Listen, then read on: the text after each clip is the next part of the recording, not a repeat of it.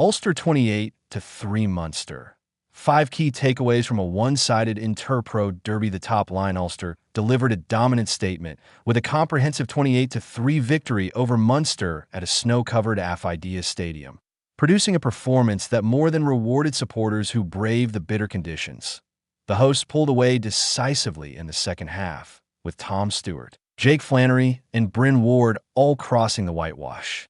Nathan Doak added 2 conversions and 3 penalty goals, capping a superb display that underlined Ulster's growing confidence under Richie Murphy.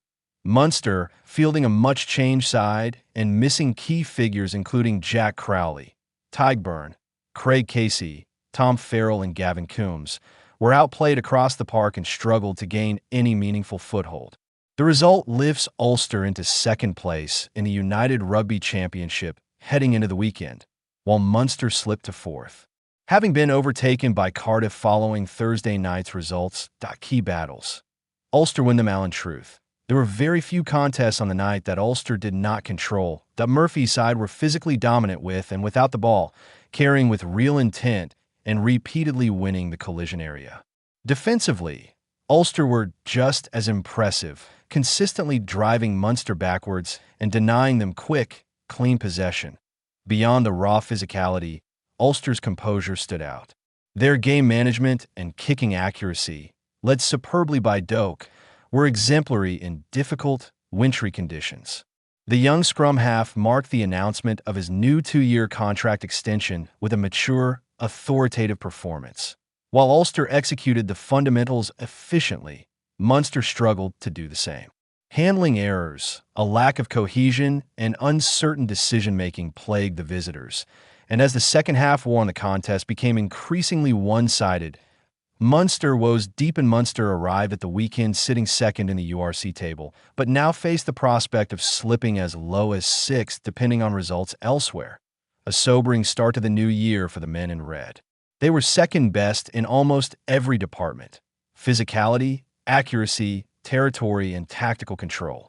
Ulster dominated from the opening exchanges, leaving Munster with precious few opportunities to impose themselves or build sustained pressure. This defeat also means back-to-back losses either side of the year, adding to the sense of frustration around the province at present. Injuries further compounded their problems. John Hodnett departed early with a bloody hand, while Alex Kindelan was forced off in the 51st minute with a limp. A worrying sight given Munster's already stretched resources. Attention now turns to the Investec Champions Cup, but the challenge does not ease.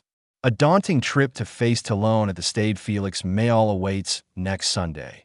Reaction from supporters on social media was predictably fierce, with patience appearing to wear thin over Munster's lack of creativity and cutting edge in recent outings. Werner Kok. Pure energy, pure Ulster. What a signing Werner Kok has proved to be. The former Springbok 7-star and Sharks wing continues to bring relentless energy, physicality, and enthusiasm every time he pulls on an Ulster jersey. He may not have crossed the whitewash on this occasion, but his influence was unmistakable. Kok was everywhere, chasing kicks, making tackles, contesting breakdowns, and lifting those around him with his infectious attitude. He is the type of player you can pencil in for a minimum 7/10 performance every week. Such as his consistency and commitment. It is little wonder he has quickly become a favorite among the Ravenhill faithful that want to watch. Bryn Ward steps up while Kok and Doak were both strong contenders for player of the match. It was Bryn Ward who ultimately took the honors, and deservedly so. The young number 8 more than filled the void left by the injured Joarno Augustus, whose absence had threatened to leave a significant hole in Ulster's power game. Instead, Ward produced a commanding display, carrying with authority and standing up impressively in the physical exchanges, and he capped his performance with a well-earned try in the 72nd minute, barging his way over from close range to put the seal on Ulster's dominance. At just 21 years of age, Ward looks a prospect of considerable promise. With Ulster in strong form and confidence flowing through the squad, he appears perfectly placed to continue his rapid development.